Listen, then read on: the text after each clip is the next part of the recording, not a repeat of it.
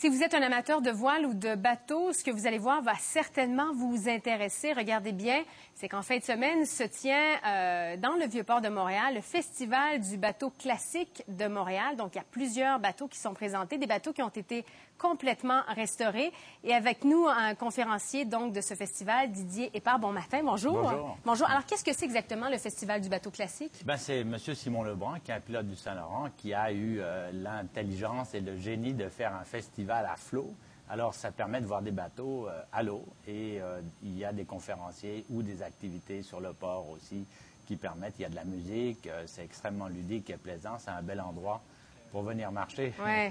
Et on a vu donc des bateaux qui avaient été restaurés parce qu'on y aborde aussi la question du patrimoine maritime québécois qui n'est pas dans un très, très bon état là, au Québec. Non, le patrimoine maritime québécois est laissé à l'abandon par le ministère de la Culture d'une façon assez tragique.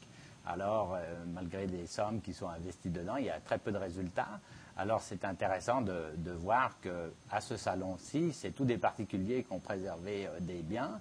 Et il y a beaucoup de difficultés avec les organisations subventionnées, ce qui fait mon action pour sauver la Grosse-Île en ce moment. Oui, parce que vous êtes propriétaire de la toute dernière goélette, la Grosse-Île du Saint-Laurent. Ça coûte très, très cher restaurer un bateau, là. Oui, restaurer un bateau selon les normes, ça coûte... ça dépend qui le fait, comment, mais en dessous de 2 millions de dollars, c'est pas facile. Alors, on a complètement restauré avec de l'argent privé et quelques subventions pour l'emploi la goélette Grosse-Île. Elle est prête à fonctionner sur le quai à Québec en ce moment. Oui. Il y en a peut-être là à la maison qui nous écoutent qui disent, bon, qu'est-ce que ça donne le patrimoine maritime québécois parce qu'il manque de l'argent en santé, il manque de l'argent en éducation. Pourquoi c'est important de préserver le patrimoine maritime? C'est parce que si on dit ça, on fait une confusion sur les enveloppes, c'est-à-dire qu'on ne va pas fermer le ministère de la Culture pour donner de l'argent aux hôpitaux. Alors, le patrimoine maritime, il veut juste sa juste part dans les enveloppes de la culture, simplement. On ne parle pas d'aller couper de l'aide primordiale et essentielle. Au même titre que les églises, il faut préserver le patrimoine, ce qu'on a depuis plusieurs années au Québec. Notre patrimoine maritime est bien plus mal en point que les églises. Le patrimoine maritime au niveau des bateaux, il en reste très peu, il en reste 5. Il y en a 2 qui sont en état seulement. C'est celle de Éloy-Perron à l'île aux Coudres de la goélette Grosse-Île. Toutes les autres ont été ravagées malgré les subventions, ce qui est assez aberrant. Et ça fait partie de notre histoire au Québec, donc c'est important de les garder ou de les restaurer. C'est un patrimoine absolument fondateur. Le Québec a été construit par l'eau. Si on pense aux Amérindiens qui ont commencé à conquérir le territoire, aux goélettes qu'on a construit, on a construit une partie de la flotte britannique. Québec, c'était 27 chantiers navals. En 1840, le plus grand chantier maritime au monde. Le seul souvenir qu'on a de ça, c'est le don de Dieu sous le drapeau de Québec. C'est un peu triste. C'est triste, en effet.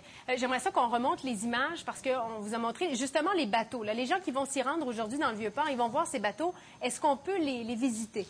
Oui. Alors, il y a certains bateaux qu'on peut visiter. Ça dépend à quel moment on arrive de la journée. Mais il y a des très beaux bateaux comme le Django de Pierre Bourget qui est là, qu'on peut visiter. Il y a un skipper à bord. Il y a des belles embarcations refaites, par exemple comme Jean-Pierre Fournel, qui est un constructeur extraordinaire de Verchères, qui est un des derniers artisans qui reste au Québec. Il manque quelques bateaux. Il y a le canot 19 du Musée maritime de Lillette qui aurait dû être là. Malheureusement, un incident technique fait qu'il n'est pas là, mais c'est un beau navire d'instruction que les jeunes marins de la Côte-Sud ont refait entièrement. Et heureusement qu'il y a des particuliers qui prennent leur propre argent pour préserver ces bateaux qui sont magnifiques. Didier Épard, merci beaucoup d'avoir été avec nous ce matin. Merci. Merci.